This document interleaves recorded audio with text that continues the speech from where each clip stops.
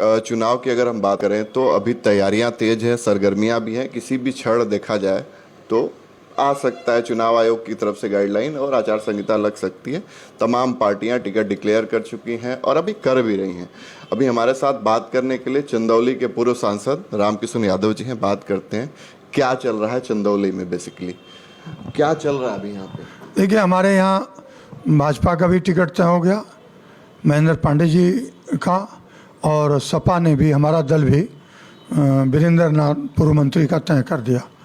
तो अपने ढंग से लोग चल रहे हैं, पार्टी के लोग जगह जगह कार्यालय वगैरह उद्घाटन की प्रक्रिया आपने देखा है कि खोल रहे हैं। बाकी अभी कोई सरगर्मी है नहीं, कहीं कहीं मायूसी है, और हमको जहाँ तक खबर है कि दोनों दलों में मायूसी है।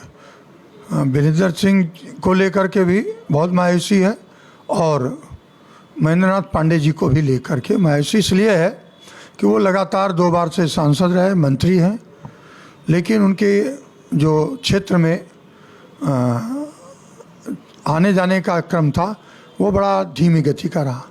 और जो हमारे दल से लड़े हैं वो भी 8-9 साल का गैप है, और लेकिन पार्टी ने तय किया। तो जो पार्टी का वोट है, जो चीज़ कार्यकर्ता हैं वो भी लगे हैं, लेकिन जिस तरह से अभी शुरू होना चाहिए वो शुरू नहीं हुआ। एक चीज़ बताइए, अभी आप गए थे लखनऊ, अखिलेश यादव से मिल के आए, तो ज़्यादा तो नहीं बता पाएंगे, क्या कुछ बातें हुई, क्या कुछ सजेशन दे के आए? देखिए, माननीय राष्ट्रीय अध्यक्ष जी हैं, हमारे नेता हैं, और हमने उनको बताया यहाँ की जो परिस्थितियाँ बन रही हैं उसको बताया, तो उन्होंने इसको महसूस किया है। और मैं ही अकेले नहीं बात किया, वहाँ बहुत से लोग बैठे भी थे, उन्होंने बहुत सारी बातें बताई हमको भी, तो उस हिसाब से भी वो महसूस कर रहे होंगे। और लेकिन टिकट तो उन्होंने तय कर दिया है, अब कोई परिवर्तन होगा तभी कोई बात बनेगी। तो हमारी बहुत सी बातें उनसे हुई हैं, मैंने बताया। तो अगर राजपूत लड़ाना तो मेरे सुझाव के रूप में मैंने उनसे बताया। तो ओम प्रकाश जी हमारी पार्टी के बड़े कर्मठ कार्यकर्ता भी हैं, नेता भी हैं, और उन पर उनके स्वजाति बंधुओं का बहुत दबाव रहता है और दबाव बनता है उन पर, या मौर्य भी। लेकिन हमको नहीं लगता है कि इसमें बहुत ज़्यादा कोई चीज़ वो बदलना चाहेंगे। तो जो उनका आदेश निर्देश है उसका पालन होगा। तो नहीं बदलेंगे तो एक तरीके से वॉक थ्रू हो जाएगा ये विपक्षी पार्टी, मतलब विरोधियों के लिए, क्योंकि हम देख रहे हैं, आप भी देख रहे हैं और आप भी कह भी रहे हैं इनफैक्ट कि बहुत सारा विरोध, अंतर विरोध चल रहा है वीरेंद्र सिंह का, कि कई बार दूसरी पार्टियों में रहे, पार्टी से निकाले गए, इस टाइप की चीज़ें। तो क्या कहेंगे आप इसको? देखिए, अंतर विरोध है और वॉक ओवर नहीं है। अभी तो आचार संहिता लगने दीजिए, नामांकन होने दीजिए। ये सही है जो लोग कह रहे हैं कि वो कई दलों से आए, वो कांग्रेस से गए, लोकतांत्रिक कांग्रेस में आए, बसपा से लड़े, हमारी पूरी पार्टी उनके खिलाफ अनिल के साथ खड़ी थी, वो जीत गए, लेकिन उसके बाद फिर बसपा से सपा में आ गए, फिर मंत्री रहे, फिर वो पार्टी से निकाल भी दिए गए, और काफ़ी लंबे समय तक मैं समझता हूँ, जब से मैं राजनीति पे हूँ उनके विषय में जानकारी है, थोड़ा एक्टिव कम थे। अपने बिजनेस, व्यापार, अस्पताल, स्कूल, कॉलेज, उनके बहुत काफ़ी कारोबार हैं, और कैसे हैं ये आप सबसे, पत्रकारों से, जनता से छिपा नहीं है, वो है, और काफ़ी वो काम अपने संस्था का करते हैं। मतलब जनता में नहीं, अपना काम करते हैं आप? देखिए, ये तो एक बीमारी आ गई है आजकल, जितने राजनीतिक दल के प्रतिनिधि हैं, खास तौर से सत्तारूढ़ पार्टी के भी, वो अब जनता के प्रति जवाबदेह नहीं है। वो अपने बिजनेस, व्यापार, अपने राजनीति के प्रति कैसे उनकी आर्थिक स्थिति सुदृढ़ हो, कैसे उनका विकास हो, इसकी चिंता है। अगर इसकी चिंता न रहती तो आज जो हालत चंदौली की है, तो अब तक कोई बड़ा कारखाना लग गया होता। ये जो मेडिकल कॉलेज बन रहा है, ये आदरणीय राष्ट्रीय अध्यक्ष उस समय मुख्यमंत्री थे, उनकी देन है कि ये मुख्यमंत्री रहते हुए उन्होंने चंदौली को मेडिकल कॉलेज दिया। ये सही था कि ज़मीन को लेकर के थोड़ी दिक्कतें आ गई थी, ये सरकार आई तो ज़मीन उपलब्ध करा ली और वो बन गया। तो जमीन की अगर बात करें तो हाँ, माधवपुर में भी शिलान्यास हो गया था, फिर इधर आ गया, उधर भी तो जमीन थी ही आपकी सरकार में, क्यों नहीं करा पाए आप लोग? एक सही बात आपने कहा कि काशी नरेश जी ने जमीन नहीं दिया। उस समय कमिश्नर गोलकरकर साहब भी आ गए थे, हम लोग गए काशी नरेश से मिलने, उन्होंने नहीं दिया ज़मीन। माधवपुर में जो ज़मीन दी गई तो एग्रीकल्चर की थी और प्रस्ताव किया गया, लेकिन जो मेडिकल कमेटी बन के आई, राष्ट्रीय अध्यक्ष जी ने एक कमेटी बना के भेजा कि उसकी उपयोगिता कितनी अच्छी है वहाँ, तो उस पर ये आया कि साहब एक किनारे पड़ रहा है, NH2 के अगल बगल बने तो लोगों को, बिहार को लोगों को, चंदौली के लोगों को, आसपास के ज़िलों को आने जाने की सुविधा के अनुसार, इसलिए ये ज़मीन सरकारी थी और इस पर आसानी से इन लोगों ने करा लिया। अब सही जगह बन गया है?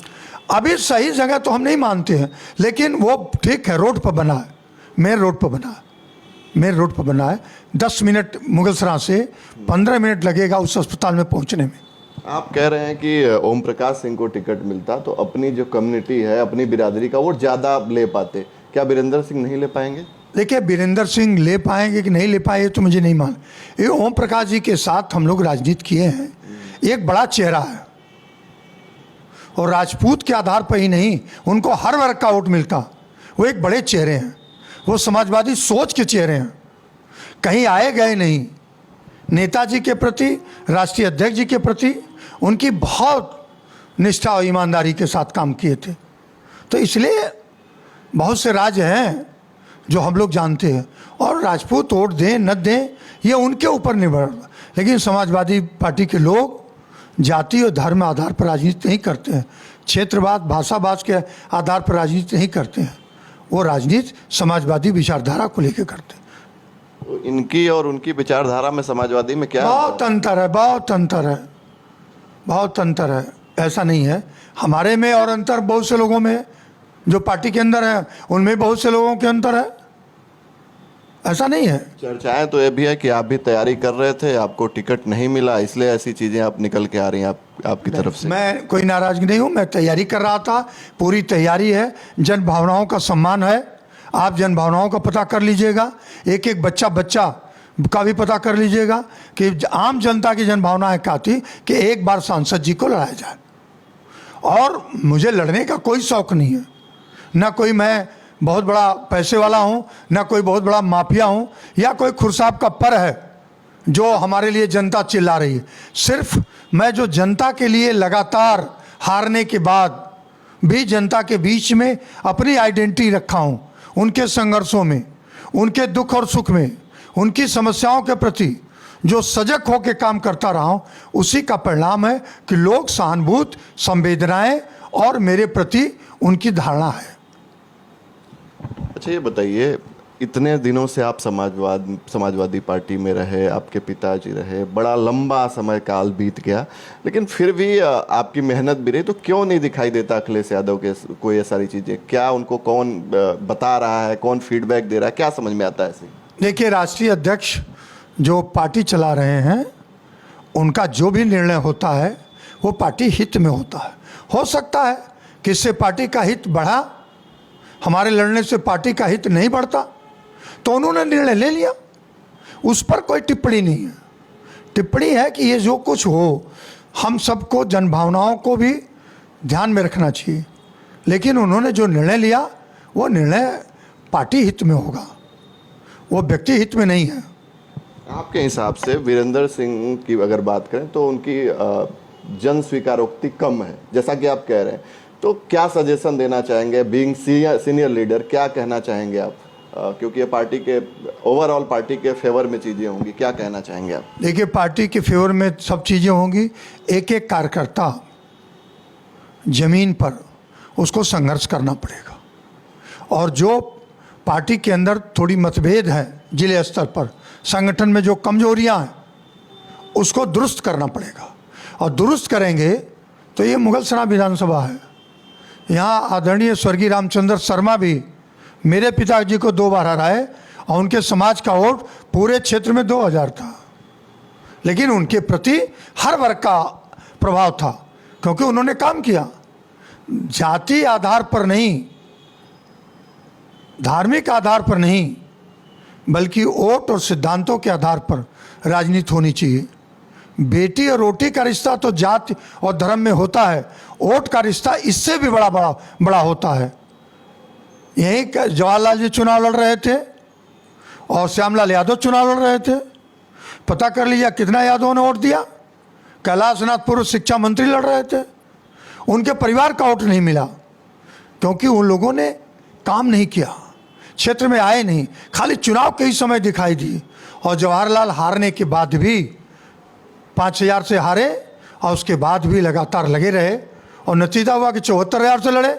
और फिर वही जवाहरलाल एमपी होने के बाद मेरे खिलाफ लड़ गए तो 60-65 हज़ार वोट पाए। तो देखिए जनता ही चाहती है कि लोग उसके बीच रहें, जो जनप्रतिनिधि है वो जनता के दुख सुख में साथ रहे। ये लोग नहीं करते हैं, इसलिए जनता थोड़ी नाराज होती है। लेकिन अगर कोई विकल्प नहीं मिलता है तो मुगलसराय में किन्नर जिला दिया, किन्नर बन गया चेयरमैन।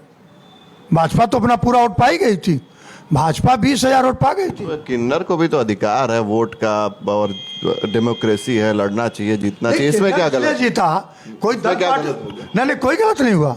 नाराजगी थी दोनों पार्टियों के लोगों से, नाराजगी थी एक समाज विशेष के लोगों से। ऐसा नहीं है, किन्नर तो नागरिकता का अधिकार है, वो तीसरा लिंग हुआ है, ये मैं नहीं कह रहा। लेकिन लड़ाया और लड़ा वो लोगों ने बिना उसको देखे, बिना समझे कि इन लोगों से अच्छा तो यही है, इसी को दे दो, दे दिया। और थोड़ा हम लोगों ने मदद कर दिया, गणना में काम बन गया उसका, आज है वो चेयरमैन है। तो विकल्प भी ठीक होना चाहिए। बीजेपी का विकल्प केवल गणना में मदद किया, बैक सपोर्ट और भी था? नहीं, कोई बैक सपोर्ट नहीं, कोई बैक सपोर्ट नहीं।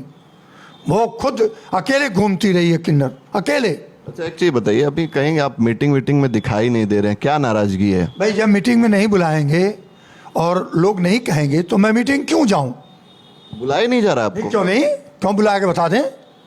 वो प्रभु नारायण जी जा रहे हैं, वो कैलाश जी बाएं दाएं बैठ रहे हैं, वो आनंद मोहन गुड्डू बैठ रहे हैं, वो संजय यादव जिनके भाई की हत्या में माननीय प्रत्याशी जी का नाम उछल रहा था, तो हमें नहीं बुला रहे हैं। हो सकता वो समझते हो कि कोई ज़रूरत नहीं इनकी, तो हम अपने घर हूँ, अपने दुख सुख में जा रहा हूँ लोगों के पास।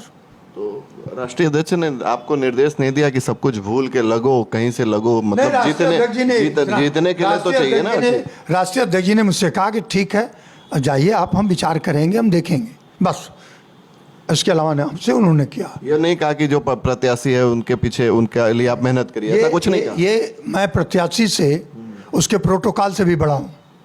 मैं पूर्व सांसद हूँ, मैं उसका गेट नहीं खोलूंगा, न उसके लिए कालीन बिछाऊंगा भी नहीं। चुनाव अगर जीतने की बात करें तो आप वरिष्ठ नेता हैं, वरिष्ठ मैं काम कर, आपको काम करना करेंगे तभी तो कुछ रिजल्ट। वरिष्ठ मेरे यहाँ जो भी आ रहे हैं, मैं उनको कह रहा हूँ कहाँ एक वोट देना है, एक ही वोट मेरे पास है, एक ही वोट प्रत्याशी के पास है। आपके पास एक ही वोट है, आप इतने बड़े नेता हैं, आपके पास एक ही डालें, वोट तो डालें एक ही जाएंगे ना। आप एक ही डालेंगे, लेकिन आपसे इन्फ्लुएंस होकर तो जहाँ वोट डालेंगे वहाँ लोग समझेंगे ना कि भाई साइकिल पर इन्होंने डाला तो हमारे लोग साइकिल पर वोट डालेंगे, ये होता है।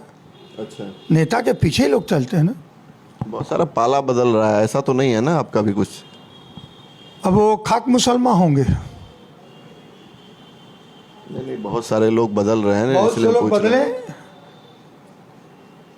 रामकिशन को जो जानता है वो समझता है। बता दो ये सब पाला बदलने वाले तो आए दल में, तो हमारे सब पाला बदल के आए हैं। नहीं, वही हम कह रहे हैं, आपके दल में आए हैं, मेरा दल, आपके दल से और भी जा रहे हैं। मैं 14 साल 15 साल जिलाध्यक्ष रहा हूँ। मेरे पिताजी रहे हैं, निर्दल जीत करके पार्टी ने टिकट काट दिया था उस समय, निर्दल जीत के माननीय राष्ट्रीय अध्यक्ष उस समय और मुख्यमंत्री श्रद्धेय नेता। बात आ रही कि पार्टी ने टिकट काट दिया, आपके पिताजी निर्दल जीत गए, तो कहीं आपका भी तो विचार है? नहीं, कोई निर्दल, लोकसभा का चुनाव है, छोट मोट चुनाव होता तो देखा जाता। अच्छा, देख ले, प्रधान का निर्दल लड़ लेते, जिला पंचायत लड़ लेते। अरे भाई लोकसभा का चुनाव है, ये 20 लाख मतदाता का चुनाव है, और इतनी अगर हैसियत होती माफियाओं की तरह हमको तो हमारा टिकट कटता। माफिया बोल रहे हैं वीरेंद्र सिंह पे, क्या किसको माफिया? मैं कहता हूं वीरेंद्र सिंह माफिया। तो आखिर में चंदौली में अगर हम बात करें महेंद्रनाथ पांडे की, चाहे दोनों, ऐसा तो कोई दाग है नहीं माफिया का, तो माफिया कहाँ से आ रहा है? वीरेंद्र सिंह माफिया नहीं है, धन पशु हो सकते हैं, पैसे वाले हो सकते हैं, वो गुंडा माफिया नहीं, इतना मैं मानता हूँ। तो माफिया कौन है? तो माफिया कौन है यहाँ पे? काम किया, मैं उनके साथ काम तो किया। माफिया कौन अरे है? क्यों नहीं है? नहीं, देखिए एक एक का टिकट कर रहा, क्या ललकार रहे हैं ब्रिजभूषण सिंह, मैं लड़ूंगा है, राजा भैया कहते हैं मैं लड़ूंगा है, ये तो है ही ना लोग। तो माफिया हो ना हो, लेकिन प्रभावशाली दबंग तो है, क्या है कि नहीं है? टिकट सर भाजपा ने काट दिया, देखिए वो लड़ेंगे। मैं ब्रिजभूषण सिंह के साथ एमपी रहा हूँ, 2009 में उनके साथ भी रहा हूँ, हमारे दल में रहे हैं, मैं उनको जानता हूँ, चुनाव लड़ेंगे, कहीं हो ना सके हमारे ही दल से लड़ जाए।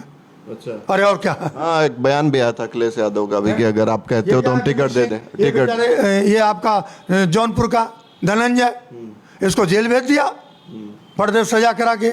तो न्यायपालिका की चीजें हैं, उसमें कैसे? अखिलेश जी से 2 दिन पहले माननीय नेताजी से, अखिलेश जी तो स्वीकार ही नहीं रहे कि हमसे कोई बात ही हुई है टिकट अरे की। नहीं, वो तो वीडियो है, स्वीकार नहीं रहे तो अच्छी बात है। कोई ऐसी बात नहीं हुई थी उनकी कि टिकट लेने का। अब कोई औपचारिकता, कोई शादी विवाह मिलेगा तो बातचीत होती, क्या भाई क्या हाल है, इतना तो करते ही हैं वो तो। तो ये बताइए, चंदौली का फीडबैक कौन अखिलेश यादव को दे रहा है? क्या लग रहा है ये आपको? मुझे किस नहीं तरीके पता। की चीजें देखिए आ रही उनके हैं? पास बहुत क्यों नहीं चीजें समझ में आ रही हैं कि कौन है कौन नहीं है आपके हिसाब से, बीइंग सीनियर लीडर? देखिए एज सीनियर लीडर उनको खुद भी कई जांच समितियां बनती हैं उनके यहाँ, उससे वो रिपोर्ट जाती होगी, पहुँचते होते हैं, कभी कभी रिपोर्ट अच्छी भी जाती है, लेकिन ऐसी परिस्थितियां बनती हैं कि जिनकी रिपोर्ट खराब भी रहती है, उनको भी लड़ने के लिए दल पार्टियां कह दिया करती हैं। तो ये कोई बड़ी बात नहीं है। क्या लग रहा है, क्या परिस्थिति ऐसी बन गई है? ये कोई ऐसी परिस्थिति नहीं बनी है, परिस्थिति लड़ रहा था वो लड़ गया। जिनकी जन स्वीकृति कम है उनको टिकट नहीं, दे? अब जन स्वीकृति तो जब गणना हो जाएगी तब पता चलता है। हार आप तो कह रहे हैं ना कि अगर ओम प्रकाश सिंह को देते तो ज्यादा वोट मिलता। वो ज्यादा प्रभावशाली होते, इनसे तो बेहतर होते। इसको तो मैं मरते दम तक कहूंगा, मरते दम तक कहूंगा। जो सही सच है वो सच को कहूंगा, चाहे इसकी जो भी सजा मिल जाए। ये तो ये भी कहने में आ रहे हैं कि भाई 3 विधानसभा सीटें यहाँ पे हैं चंदौली में और 2 उधर की है, तो ये पहले ही वॉकओवर देना हो गया। कई सारे जो राजनीतिक विशेषज्ञ बताते हैं कि 2 उधर की है, 3 इधर की, तो इधर वाले को नहीं दिया, उधर वाले को दे दिया, तो वहां से तो अगर ज्यादा प्रभावशाली भी आदमी रहेगा तो 2 ही मिलेगा। और जैसा तो आप कह रहे हैं कि उनका खुद का वोट भी नहीं। वो शिवपुर विधानसभा से चुनाव लड़े थे, और जब एक बार शिवपुर विधानसभा चिरई गांव थी तब तो वो मतदाता थे। अब उनका जो घर है वो चला आया बनारस में, वो शिवपुर विधानसभा से नए परिसीमन में निकल गया, और उनका मूल गांव, उनके घर भी मैं गया हूं, उनका मूल गांव इससे बाहर है। तो वो अलग बात है, स्वीकारता रहने न रहने से होती है। मतलब आप खुद अपने आप को वोट नहीं कर पाएंगे? नहीं, वो नहीं कर पाएंगे, महेंद्र पांडे भी नहीं कर पाएंगे अपने को। महेंद्र पांडे करेंगे कमल के फूल पर, और वो करेंगे पंजाब पर। पंजाब पे तो आप लोग का गठबंधन है, तो करेंगे, वो करना ही पड़ेगा, वो तो करना ही पड़ेगा। कहीं हमारी भी मतदाता सूची में नाम होता बनारस तो हम भी वहीं जाते करने। तो हमने तो मकान नहीं बनवाया बनारस में, न मेरा मकान है कहीं। क्या किए आप इतने दिन में? मकान नहीं बनवा पाए, कोई इंडस्ट्री नहीं लगा पाए, कुछ मतलब बिजनेस नहीं कर पाए, मतलब जांच करा ले, वही तो हम कह रहे हैं, जांच करा ले। वही तो हम कह रहे हैं कि बाकी सारे लोगों के दिल्ली में फ्लैट, लखनऊ में फ्लैट, हर जगह हिसाब किताब आपका नहीं बन पाया। क्या है सारा? मेरे पास तो श्रीनाथ सिंह चिरई गांव के मंत्री जी का नाम सुने, उनके एक बेटे थे विकास प्राधिकरण में, और जब मैं लोकसभा जीत गया और माननीय अमर सिंह जी थे, उस समय बड़ा प्रयास किया लोगों ने कि नोएडा में इनको इनके नाम से अलाट कर दो, बाद में ही बेच देंगे, वो हम ले लेंगे। हमने कहा ये नहीं करूँगा, हाँ ये नहीं करूँगा। और ये कार्यालय जहाँ बैठे हैं ये पिताजी के नाम नेताजी जरूर कर दिया, लेकिन समाजवादी पार्टी का है, ये समाजवादी पार्टी का है, तो फिर भी बगल बगल में कार्यालय खोला जा रहा है। वो ठीक है, उनकी मर्जी, कहीं खोल ले। अच्छा, वो कोई मर्जी है। मतलब इतना हो गया कि इस कार्यालय का भी यूज नहीं कर रहे? नहीं, इस कार्यालय को उनको हो सकता कोई ज्योतिषी बता दिया हो अच्छा, कि भाई वहाँ जो चुनाव होता है हार जाते हैं लोग। ये बहुत सारी तो यहीं से जीते थे हम, तो यहीं से हम जीते का, यहीं से हम जीते, यहीं से हारे, यहीं से हमारा पूरा राजनीतिक करियर हुआ। रात 12 बजे कल्याण सिंह की सरकार इसको खाली कराने आई, नेताजी हार्डलाइन फोन पर आ गए, डीआईजी को डांटने लगे कि खबरदार कार्यालय खाली कराओगे तो मैं देख लूँगा। फिर जब सरकार बन गई 93 में तो नेताजी ने 1 सेकंड में इसको आवंटन कर दिया। ऐसा करें, नेताजी का जो संबंध है, नेताजी की जो भावनाएं हैं, उसके हम लोग कई पीढ़ी गुलाम हैं, एक दो पीढ़ी नहीं, कहा कई जाता है कि झंडा आपको थमाए थे नेताजी, ऐसा आप नेताजी ने हमारा पिताजी हाथ पकड़ के अपोलो हॉस्पिटल में मेरा हाथ पकड़ के दे दिया नेताजी को कि अब आप संभालिए रामकिशोर को, अब मैं बहुत दिन तक जिंदा नहीं रहूँगा। नेताजी रक्षा मंत्री रहते हुए बौरी आए और पिताजी को अपोलो हॉस्पिटल में एडमिट करा दिए, और जितना पैसा लगा वो सब पैसा नेताजी ने लगाया उस समय, और उन्होंने बुला के टिकट 98 में भी देने के लिए बुलवा लिया। हम नहीं लड़े।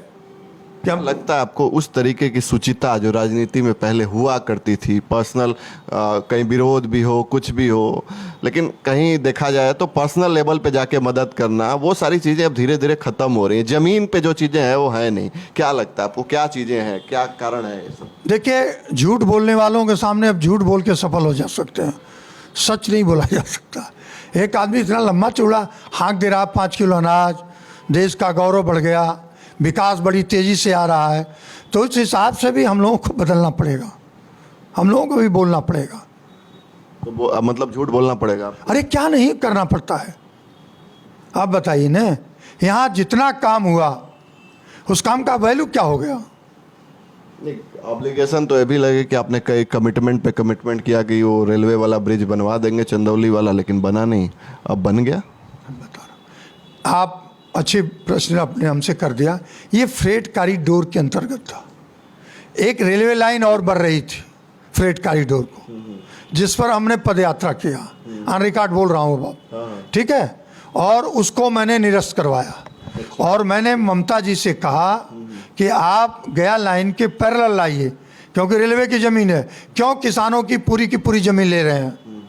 तो उसके अंतर्गत प्राविधान है फ्रेट कॉरिडोर के अंदर कि अंडरपास बनेगा और ओवरब्रिज बनेगा। तो उसी के अंडर यहाँ से लेकर के दिल्ली से लेके हावड़ा तक, कलकत्ता तक अंडरपास ओवरब्रिज बन रहा है। तो उसमें किसी का योगदान क्या है? ये परियोजनाएं हैं, वो तो प्रस्ताव में ही था। अब अगर अंडरपास और बनवाना है, किसी को शौक है, तो 10 साल से एमपी मिनिस्टर हैं। ये पटना लाइन है, पटना लाइन पर कहाँ अंडरपास ओवरब्रिज बनवाए हैं? अभी एक भैंसौर में अंडरग्राउंड पास बन रहा है, क्या वो क्या लोकार्पण हुआ है, और पांडे जी जो है कि मंत्री हैं, उनका कहना है कि रेलवे का नियम बदलवा दिया हमने। क्या कहेंगे आप? अब बता रहा हूँ उस नियम को, उनके बता रहा हूँ। वो कल प्रधानमंत्री ने उद्घाटन किया तीसरी लाइन का, तो अब रेलवे लाइन के दोनों तरफ लाइन घेरी जाएगी, केबिनें हटाई जाएंगी, इसलिए अंडरपास आरओबी बनना ये सरकार और रेलवे विभाग की मजबूरी है। कर्मचारियों की छटनी करना, रेलवे लाइन पर कोई जाए न, दुर्घटनाएं बचाना।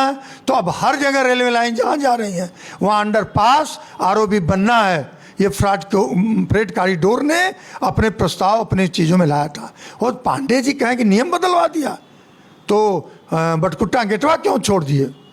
अरे ये खुचमन, भाई सरकार तो उन्हीं का है, काम उन्हीं का हो रहा है, तो फिर क्रेडिट क्यों नहीं? खुचमन क्यों नहीं? नहीं, क्रेडिट लेना चाहिए, झूठ की क्रेडिट, वो क्रेडिट लें।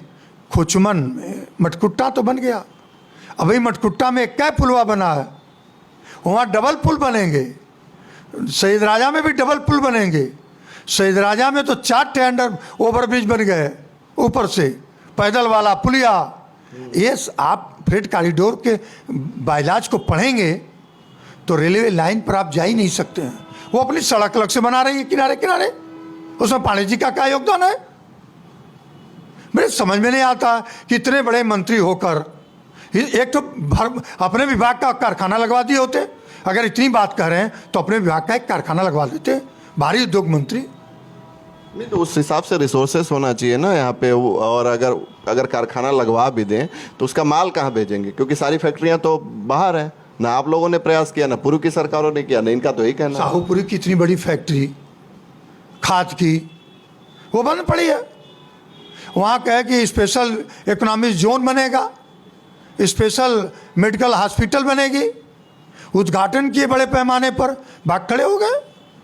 पीपी मॉडल की बनाना चाह रहे थे, 416 एकड़ ज़मीन है, तो ऐसा नहीं है। महाराज काशी नरेश की हजारों एकड़ जमीन सीलिंग में पड़ी हुई है, हिम्मत नहीं कि ले लें और बेच रहे हैं वो हाई कोर्ट के मिला उला के कुछ कानूनविदों को मिला करके। आप जुडिशरी को भी मिला लिए। अरे और क्या भाई तो ये आप देख लिए कटेसर के सामने जो बनी है उसमें बिक रही है। जो जमीन सीलिंग से निकली है उसको वो सीलिंग का जो जिसकी निकली वो कैसे बेच पाएगा। तो ये सब चीज़ें हैं। चूँकि महाराज काशी नरेश के प्रति जनता का सम्मान, हर हर महादेव नारा लगता है, इसलिए उनके खिलाफ बहुत एलिगेशन नहीं लगाया जा सकता है। लेकिन वो राजे है, ज़मीनें उनके पास सकूत है, शिकारगंज में लोग लड़ रहे हैं, ज्ञानपुर में ज़मीन है, कहाँ नहीं है उनकी ज़मीन, कई जगह बेनामी संपत्तियाँ हैं, स्टेट के नाम मिली हुई है। तो ऐसा नहीं है। चलिए वो सब अलग है, ये बताइए कितना ग्राउंड पे आप जाएंगे वीरेंद्र सिंह के लिए? हम पार्टी के एक कार्यकर्ता के रूप में, एक मतदाता के रूप में पार्टी के लिए काम कर रहा हूँ। पीडीए चौपाल में आप जा ही नहीं रहे? पीडीए चौपाल मैंने बहुत क्या पीडीए का मतलब अभी निकाला जा रहा है? पीडीए का है तो पीडीए तो है ही नहीं है। नहीं, पीडीए नहीं है अलग बात हो, लेकिन पिछड़ा दलित अल्पसंख्यक आदिवासी। और आप देखे होंगे कई मीटिंगें हमने पीडीए की किया, अलग किया नहीं, पूछे पार्टी के लोगों ने तो अलग बैठे। सांसद के जो प्रत्याशी हैं उनके फेवर में हम पूछ रहे हैं, वहां तो नहीं जा रहे हैं अपने? नहीं, वो वहाँ कहाँ उन्होंने कहीं किया, कहीं तो किया नहीं।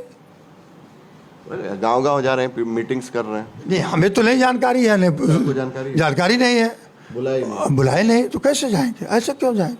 और देखिए एक बात और बता रहा, नामांकन होने दीजिए, पर्चा दाखिल होने दीजिए, कौन ठीक है कब किसको कहाँ ठीक हो जाए। अच्छा, और कहाँ अभी भी उम्मीद है किसको? हमको तो अंत तक उम्मीद रहती है ना। अच्छा, हम अंत तक, हम ना उम्मीद नहीं रहते हैं, हम उम्मीद में रहते हैं। उम्मीद रहता है तो विचार करेगी पार्टी, सोचेगी पार्टी। जो इतने साल का मेहनत है उस पर कुछ रिजल्ट आएगा? कुछ आना चाहिए, नहीं आएगा तो है ही है। खेती बाड़ी करता हूँ 25 मन से रहेंगे कि पूरा अंतर्मन कोई नहीं होता है। और अंतर्मत आजकल बीजेपी वाले ऐसा भी तो आ जाएगा आवाज पर अंतरात्मा की ऐसा भी तो हो जाएगा, गेहूं की कटाई है उसमें बिल्कुल बिल्कुल रहेंगे। बिल्कुल खेती करता हूँ, एमपी रहते हुए भी खेती की शुरुआत करता हूँ। नहीं, वही हम कह रहे हैं प्रचार में कम जाए, गेहूं की कटाई में लग। प्रचार की क्या जरूरत है भाई, आप भी बढ़े। पीडीए का नारा ही काफी है। पीडीए दलित, पिछड़ा, अल्पसंख्यक, आदिवासी जिस दिन एकजुट हो जाएगा, बीजेपी का किसी का पता नहीं चलेगा। पहले एकजुट तो हो, एकजुट हो जाएगा वो तो अच्छा नारा है।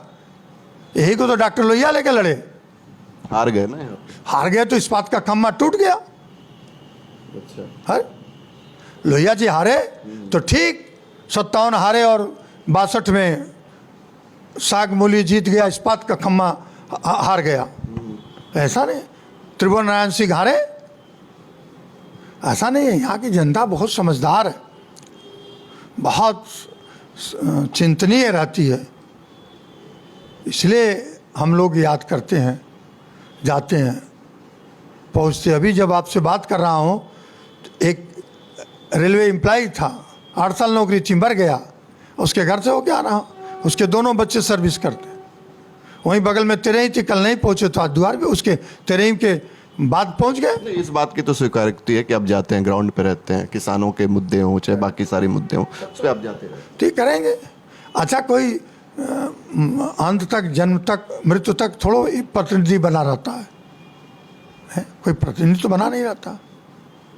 तो भूतपूर्व सांसद हूँ, फिर हो जाता तो फिर नहीं रहता तो भूतपूर्व लिखा जाता, वर्तमान तो नहीं लिखा जाता है, भूतपूर्व ही लिखा जाता है। भूतपूर्व मुख्यमंत्री, भूतपूर्व रक्षा मंत्री हैं, तो ये तो जीवन का सत्य है, उसको तो हम सबको स्वीकार कर लेना चाहिए, उसमें ही बट नहीं।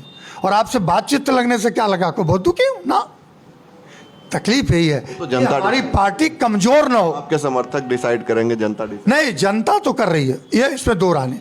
मैं उसका लाख लाख शुक्रिया दे रहा हूं चंदौली के जनमानस को, जनता को, कि जो घर जा रही है, दुखी मन रहे, उनको समझाने का प्रयास कर रहा हूं, लेकिन दुखी हैं, ये तो जा रहे हैं। दुखी हैं कि आपको टिकट, हाँ, टिकट नहीं मिला, ये दुखी हैं, तो उसका तो मैं बहुत बहुत शुक्रिया, धन्यवाद देता हूं। और वो है, वो उनको है उम्मीद कि बहुत कुछ बदलता है, आपको भी हो सकता है। हम कहते बात करो अपना, तुम लोग नेताजी से, राष्ट्रीय अध्यक्ष जी से, हमसे क्यों बतिया रहे हो? तुम लोग जाओ, मिलो जुलो। जब सब झूठ सच बोल ही रहे हैं, तुम लोग भी बोलो। रामकृष्ण सोने के थाली में पैदा हुए हैं। अरे हमारी माँ भी वैसे ही पैदा की है जैसे दूसरे की माँ ने पैदा किया है। हाड़ मांस का पुतला मैं भी हूँ और दूसरे भी हाड़ कान के पुतले हैं। बस जन्म और मृत्यु सबकी एक तरह की होती है, और जन्म मृत्यु के बीच का जो जीवन है वही जीवन संघर्ष के रूप में जो कर लेता है तो इतिहास में कुछ देर तक याद किया जाता है। आपने हमसे पूछा, आपका भी और आपके चैनल को मैं हृदय से बहुत बहुत धन्यवाद देता हूँ। ये बात करने के लिए हमारे साथ पूर्व सांसद रामकृष्ण थे, जिनका कहना है कि अभी भी उम्मीद है इनको, और राष्ट्रीय अध्यक्ष से मुलाकात हुई है और कहना है कि हो सकता है कि अंतिम दौर तक हम उम्मीद नहीं छोड़ेंगे और टिकट मिल जाए। साथ ही साथ एक सलाह भी दिया इन्होंने कि वीरेंद्र सिंह जो अभी यहाँ पे प्रत्याशी हैं, उनकी जगह अगर राजपूत प्रत्याशी को ही लड़ाना था तो ओम प्रकाश सिंह को टिकट दिया जाता, स्वीकारोक्ति ज़्यादा होती और उनको वोट भी ज़्यादा मिलता। चंदौली से इंडिया न्यूज़ के लिए अवनीश तिवारी। मन का बात कर